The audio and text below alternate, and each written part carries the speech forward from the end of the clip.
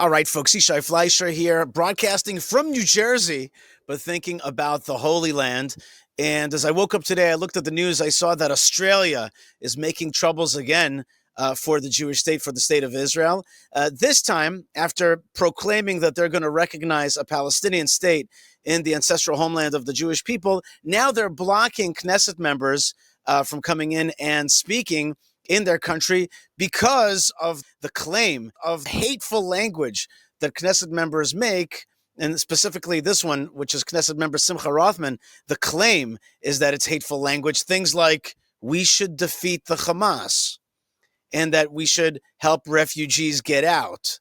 Things that don't seem hateful at all and are part of the Israeli consensus, but the Australian government does not see eye to eye. And now, instead of having discourse, dialectic, discussion, and ability to hear the other side, they're just blocking free speech. In response to Australia's revocation of Rothman's visa, Israel's Foreign Minister Gideon Sa'ar has revoked the visas of Australia's representatives to the PA.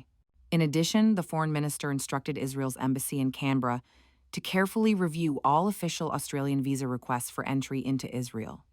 Simcha Rothman is a Knesset member from the Religious Zionism Party.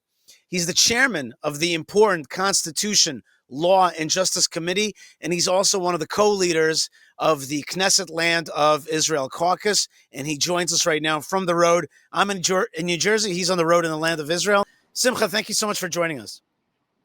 Thank you. Thank you for hosting me. So explain to me, please, what happened. You were about to go to Australia. You were going to appear there, explain Israel's position, and then you were blocked. Tell me the story. Yeah, actually, this is the time I was supposed to be on my way to the airport. Now I'm on my way away from the airport, and not connected. But I was supposed to be boarding a flight to Australia tonight. And this morning, I woke up. It was 5:30 in the morning. And I got an email like less than an hour before, like 4:30 in the morning, less than 24 hours before the flight, telling me that because of my hateful and divisive quotes, I am to be banned from Australia because I will be a threat to the peace. Now, you gave one example. I said Hamas should be eliminated.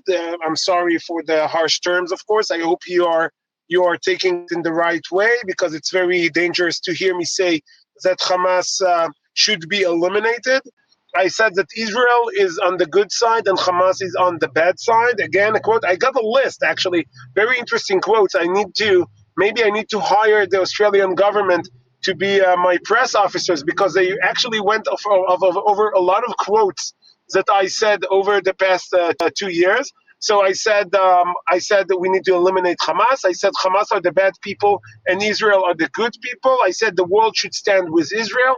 I said that Israel is not to be blamed of what's happening in Gaza because it's Hamas' fault. I said that Israel does not starve people in Gaza. I said that the Palestinian state is extremely dangerous to the state of Israel. And I said that Israel should apply sovereignty over Judea and Samaria. The last two things are resolutions of the Knesset I pushed forward as one of the leaders, as you said, of the Land of Israel Caucus. I pushed those resolutions forward and enjoyed the support of 2/3 of the Knesset. That's a vast majority in the Knesset that are holding these dangerous, inflammatory, and divisive quotes. So, of course, they're basically banning being Israeli and, if you will, being Jewish, because I don't know a lot of Jews that say that Hamas should not be eliminated.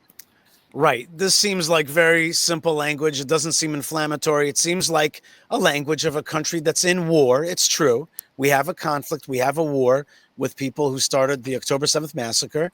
It seems very understandable. Okay, you used a lot of kind of cynicism and humor to describe the situation, but it's really not that funny.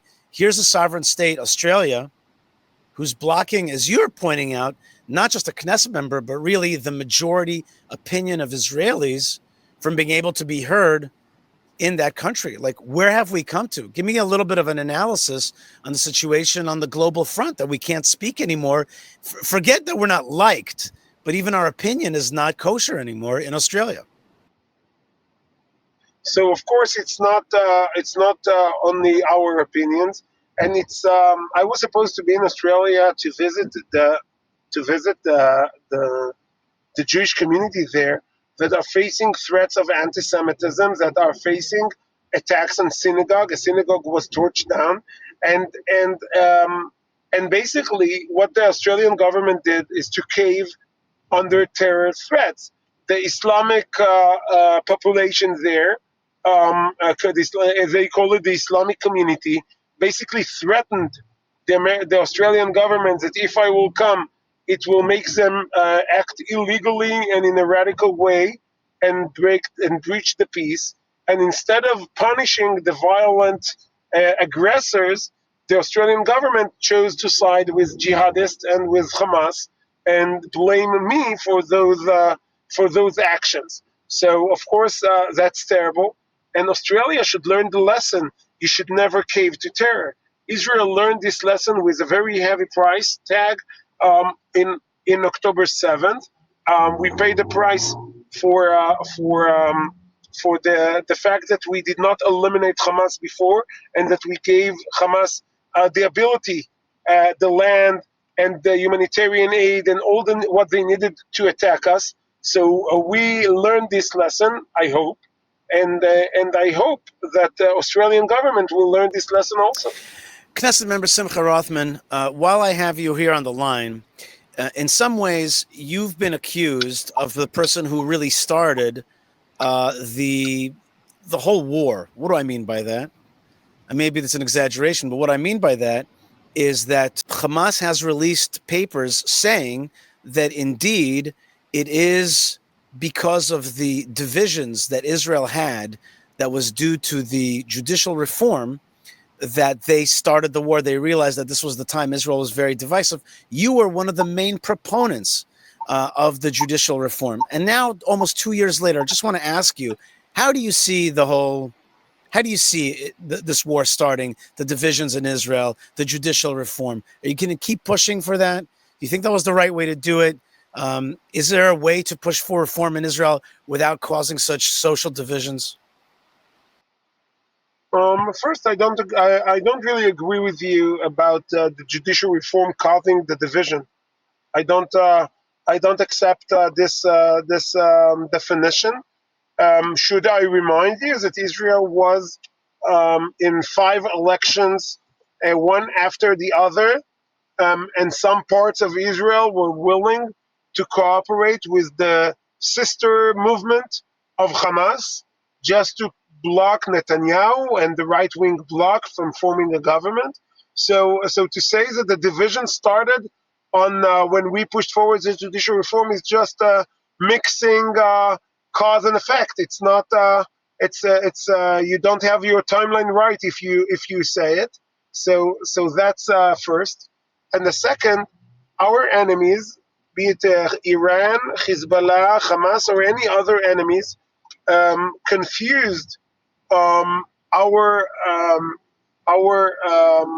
disagreements in Israel with us being divided and weak.